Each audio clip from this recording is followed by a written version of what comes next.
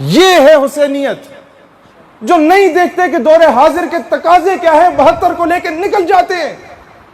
یزید پہ لان دان تو بھیج دیں، ہمارے حکام بالا بھی یہ کریں، 70 سالوں سے لوگ چینج ہوتے آئے اور یہی کام کریں، لیکن سب نے اپنے اپنے وقت میں وقت کے یزید کے ہاتھ پہ بیعت کی ہوئی ہے۔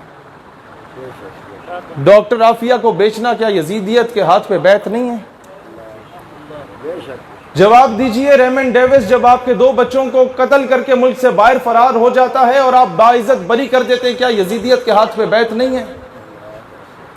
جواب دیجئے کہ جب رات کی تاریکی میں کرنل جوزف آپ کے بچے کو اسلام آباد کی سڑکوں میں گاڑی کے نیچے کچل دیتا ہے اور آپ رات کی تاریکی میں نور خان ایئر بیس سے اسے ملک سے باہر فرار کر دیتے ہیں، یہ یزیدیت کے حق میں بیعت نہیں ہے؟ قافلہ حجاز میں ایک حسین بھی نہیں، گرچہ ہے تابدار ابھی گیسوئے دجلہ و فرات۔ یہ مڈل ایسٹ اور گلف کنٹریز میں جو تیل کے ذخائر ہیں یہ موجود ہیں، گیس کے ذخائر موجود ہیں، فائنینشلی بڑے اچھے ہیں، امیر کبیر ملک ہیں۔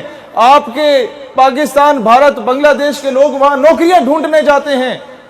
مسلم ممالک بڑے طاقتور ہو گئے پیسے میں، لیکن کیا ہے، عورت اور شراب کے عادی ہو گئے۔ قافلہ حجاز میں ایک حسین بھی نہیں۔ کانسیپٹ کیا ہے حسینیت کا؟ سال کے بعد محفل کرانا، ہمارے ساتھ مل کے نعرے لگانا۔ جب آپ مسجد میں جہاد کا ذکر کریں، اگلے دن امام صاحب غائب ہوتے ہیں، پرچے کٹنا شروع ہو جاتے ہیں۔ آج آپ غیرت کی بات کریں، پرچے کٹنا شروع ہو جاتے ہیں۔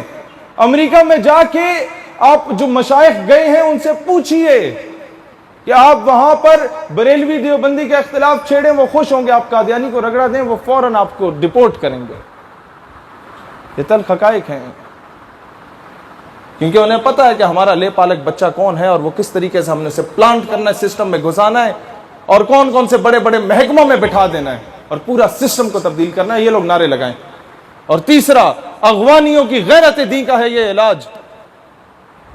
میں کراچی میں گیا، میں ملا عبد الغنی کے علاقے میں جا کے دیکھا، میں نے وہاں کے علاقے کے پشتونوں سے خطاب کرتے ہوئے کہا، میں نے کہا اسی علاقے سے اسے اٹھا کے لے کے گئے تھے، داڑھی سے کھینچ کے گھسیٹ کے لے کے گئے تھے امریکہ میں۔ آج امریکہ اسی ملا عبد الغنی کے آگے ہاتھ جوڑ کے کھڑا ہوا ہے کہ یار امن مذاکرات کر لو ہمارے ساتھ۔ کیا ہے؟ اللہ کو پامرد دیے، مومن پہ بھروسہ۔ یہ حسینیت ہے۔ ابلیس کو یورپ کی مشینوں کا سہارا، کافر ہے تو شمشیر پہ کرتا ہے بھروسہ، مومن ہے تو بے تیغ بھی لڑتا ہے سپاہی۔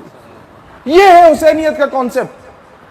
اور پھر اقبال بھی اسے کیا خوبصورت انداز میں بتاتا ہے کہ مرد درویش، مرد کلندر کی پہچان کیا ہے، کہ مرد حر محکم زبرد لا تخف۔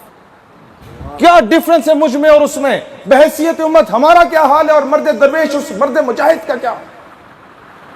ماں بمیداں سر بجیب او سر بکف۔ جب میں سر کو جیب میں لے کے پھر رہا ہوتا ہوں بچانے کے لیے کہ کوئی آگے گولی نہ مار دے، وہ سر بکف پھر رہا ہوتا ہے۔ کیا فرق ہے اس میں اور مجھ میں؟ عنایات کا کہ ماں کلیسا دوست، ماں مسجد فروش۔ میں سلیبیوں سے دوستی کر بیٹھا، میں نے مسجد اور ممبر کو بیچ دیا، میں نے محراب و ممبر کو بیچ دیا، میں نے اپنے ایمان کا سودا کر لیا۔ اور وہ مرد درویش اس کے ساتھ کیا ہو رہا ہوتا ہے اس وقت جو میدان جہاد میں ہوتا ہے؟ ماں کلیسا دوست، ماں مسجد فروش، اوز دست مصطفیٰ پیمانہ نوش۔ جب میں رات کی تاریکی میں خواب غفلت سے بیدار ہونے کو تیار نہیں ہوتا، اسے بارگاہ نبوی سے پیمانے آ رہے ہوتے ہیں۔ حقیقت ابدی ہے مقام شبیری، وہ کانسٹنٹ ہے حسینیت۔ چینج کیا ہوتا ہے؟ بدلتے رہتے ہیں انداز کوفی و شامی۔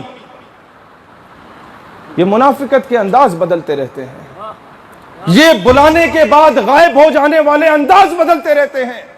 کہ بڑے بڑے لوگ بول رہے ہوتے ہیں کشمیر میں میدان کربلا برپا ہے۔ میں نے اس سے پوچھ لیا حکومتی نمائندے سے، میں نے کہا اچھا کشمیری حسینی ہے؟ کہتا ہے ہاں۔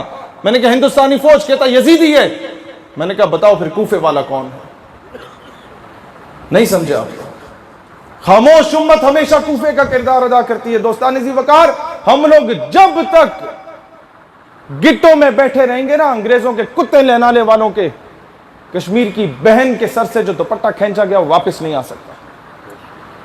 میں پچھلے ہفتے کراچی گیا، ڈائریکٹ لینڈ کرتے ہوئے ڈاکٹر عافیہ صدیقی کے گھر گیا۔ اس کی بہن اور ان کی والدہ نے مجھے یہ کہا کہ جب رسول اللہ صلی اللہ علیہ وآلہ وسلم ڈاکٹر عافیہ صدیقی کے خواب میں آئے، آخری ملاقات میں اس نے ہم سے یہ بات بتائی، تو وہ رو پڑی کہ یا رسول اللہ علیہ السلام یہ کب تک میرا امتحان ہوگا؟ مجھے جج کہتا ہے کہ تمہیں برہنہ ہو کے آنا ہے عدالت میں اور قرآن پاک کے اوپر پاؤں رکھنے ہیں۔ یہ میڈیا پہ کئی مرتبہ اینکر پرسنز کہہ چکا یہ بات، کب تک میرا امتحان ہوگا؟ انہوں نے کہا تم تو امتحان میں پاس ہو۔